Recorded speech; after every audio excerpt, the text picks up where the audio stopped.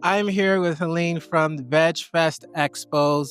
We go back a few years, had the opportunity to host and be a part of your Georgia VegFest. I think we also did the Sarasota one as well. And a lot of a lot of great things you have got going on. But for people who may be living under a rock and may not know exactly all the things that you do, can you give them a taste of what it is that you do for the vegan community? Yeah, we produce vegan festivals in the southeast of the United States. Next year will be North Carolina, South Carolina, and Georgia. Maybe Tennessee, just kind of trying to figure it out. This year we went to Syracuse, New York. Oh, nice. I know, so all the way up there, which was great. Syracuse community is lovely. Just so you know, if you ever want to go there, absolutely lovely, wonderful food. So that's pretty much it, from small events that maybe are like 100 people to festivals that are thousands of people. Mm. And being a festival organizer is no easy feat. There's a lot that goes behind the scenes. I like to think of it like a duck treading underwater. You may seem calm. You may have to keep that exterior for everyone, but beneath the scenes, you're putting out fires. You're doing all these things that don't get a lot of credit. I want to, first of all, give you your flowers right now and thank you for everything that you're doing, because it's very easy to give up. It's very easy to say, this is too much. I need to focus on myself. I did that for 3 months and then realized I don't have the luxury of doing that because there are not a lot of people rushing to fill our spaces when we do leave. So I want to thank you for what you're doing.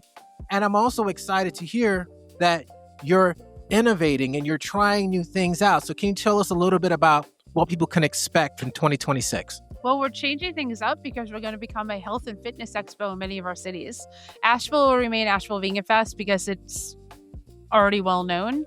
But in Statesville, in Georgia, in Durham, and Columbia, there'll be health and fitness expos. And we're partnering with the Vegan Squad with John Thomas of Bodybuilding Vegan. And we're bringing that team together. And we'll have classes and yoga and exercise and at the festival itself. And that's to draw more people in. It's to draw people that kind of see VegFest and go, nah, not for me. But health and fitness is everybody. Every single person has probably been told by their doctor they need to do more. And if not, they should. Exactly. So this will give them the opportunity to come and do stuff. Maybe get started on a road that makes sense, because I think every person who participates will get a month from the Vegan Squad, which is a way to grow and build community and classes and everything that you need to get yourself on the right foot, especially like in the new year, because that's what everyone wants pretty much in the new year, to be on the right foot to being healthy. And I'm saying this right now, and because I'm going to say it off camera, count us in. Even if I can't physically be there at every single event, I want us to have some sort of presence of us promoting it, letting people know, because our goal is to build the world's largest vegan community. And we're going to be launching officially January 11th globally. And that doesn't mean that we're going to be in every single city. That means that our intention is to connect with people in every single city. And you're doing such a great job in building that presence and keeping things running in those cities where you are. And we want to be a part of it so that it happens year round. So we'll talk offline and figure out what that looks like. But count us in what you're doing, because it takes a village for us to make, vegan great again. I think it's more important now than ever that we do that, is that we work together, we build a cohesive world, that people understand that we need to save the planet, that there's things going on that are, government actually looking to destroy the planet, destroy people, destroy the animals. And we just need to be a big enough force to be like, no, you can't do that. And for whatever reason that is for you, whether it's health, whether it's the planet, whether it's the animals, whether it's, the environment, whatever it is for you. I don't care if you just do meatless Mondays. I just care that you are conscious enough to realize that something needs to be done. And this is a way to put your feet in, tap your toe into the water, and see like it's a warm, our festivals are a warm welcome hug. There's no pretense, there's no pressure. You don't come, there's nobody in your face like telling you showing you like how animals are like really treated to make your food. It's not there, and it's intentionally not there because I want you to be able to come and feel welcome and willing to try. And what people don't realize, because I work with a lot of vegan festivals and events, is that the majority of the time, the people that come there, the majority is not vegan. Correct.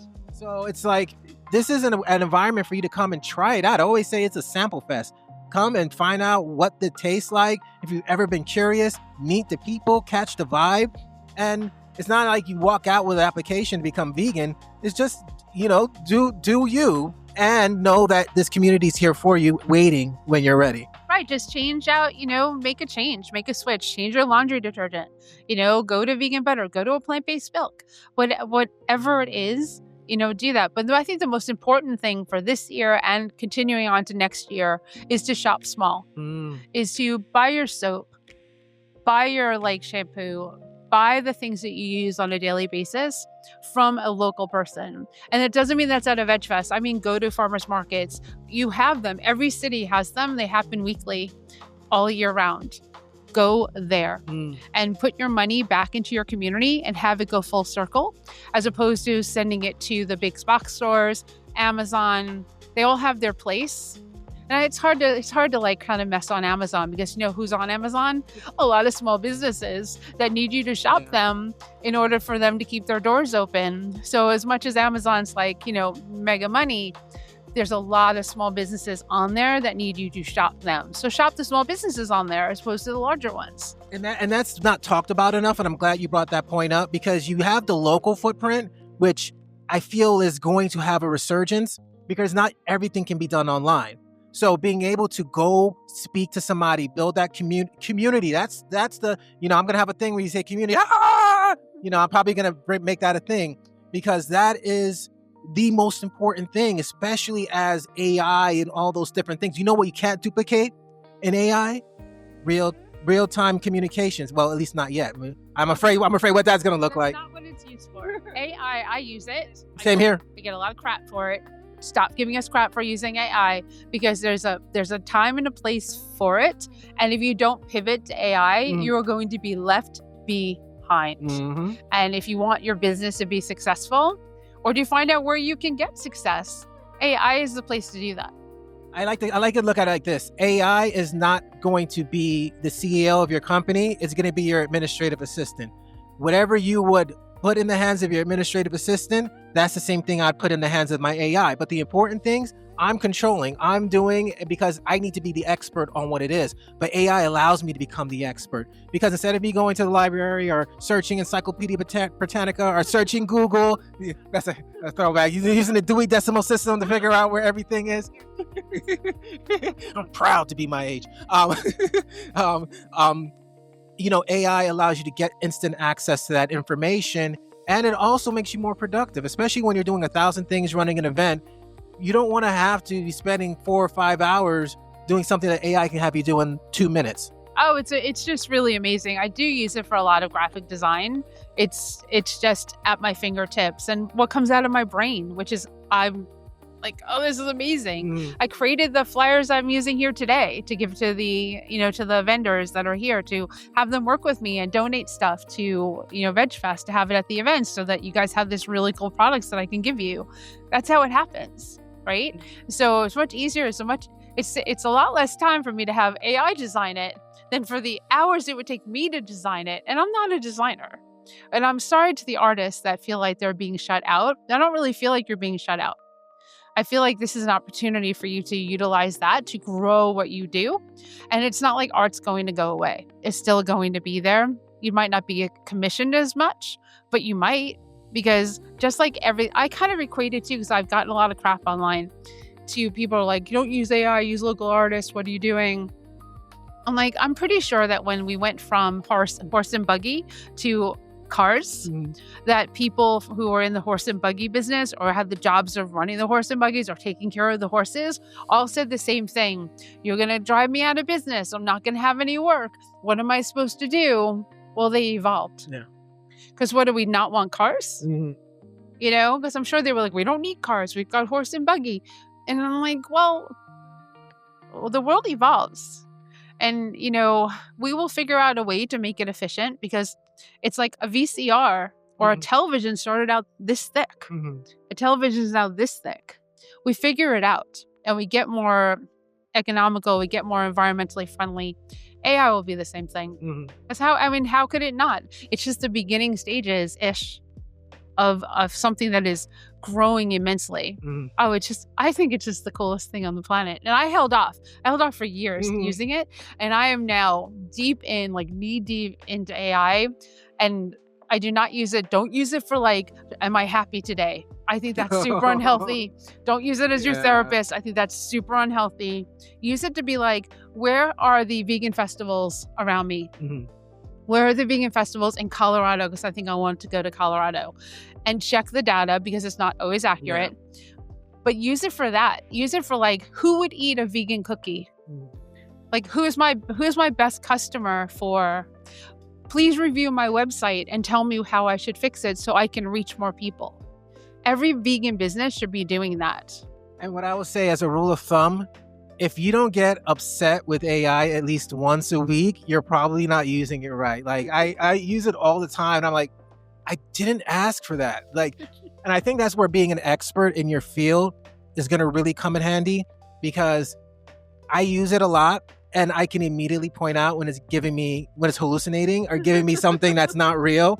I'm like, wait, I know for a fact that person isn't vegan. So in your list of 10 people who I should reach out to, maybe you need to update this. And what does it always say?